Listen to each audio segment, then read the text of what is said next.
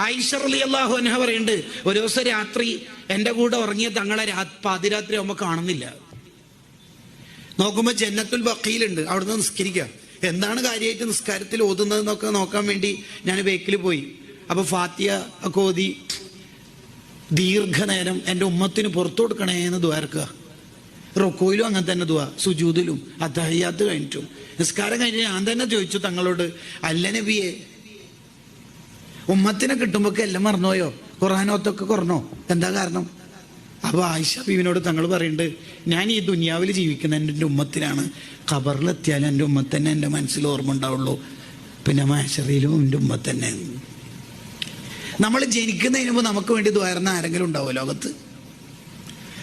ഞാൻ സ്വർഗത്തിൽ പോകണമെന്ന് എനിക്ക് ആഗ്രഹമുള്ളതിനേക്കാൾ ലോകത്ത് ആർക്കെങ്കിലും ആഗ്രഹം ഉണ്ടെങ്കിൽ അത് നമ്മുടെ നേതാവിന് മാത്രമല്ലേ ഉണ്ടാവുള്ളൂ. ഏത് ഉപ്പയായാലും ഉമ്മയായാലും അവനവൻ സ്വർഗത്തിലെത്തിയിട്ടല്ലേ ബാക്കിയുള്ള ആളുടെ കാര്യം നോക്കുള്ളൂ.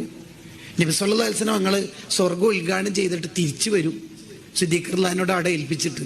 എന്നിട്ട് പറയും, ഞാൻ ഈ സ്വർഗത്തിൽ സുഖിച്ചാൽ എന്നെ നോക്കി അന്വേഷിച്ച് വരുന്ന പാവപ്പെട്ട ഉമ്മത്തിനെ മലക്കളങ്ങാനും വിചാരണ ചെയ്ത് നരകത്തിലെത്തിയാലോ, എനിക്കത് താങ്ങൂല എന്ന് പറഞ്ഞിട്ടാ സ്വർഗം ഉദ്ഘാടനം ചെയ്തിട്ട് തിരിച്ചു വരുന്നത്.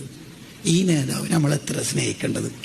ഈ നേതാവിനെ സ്നേഹിക്കണം എന്ന് പറയാൻ ഇനി കുറെ ഖുർആനായത്തും ഹദീസൊക്കെ വേണോ?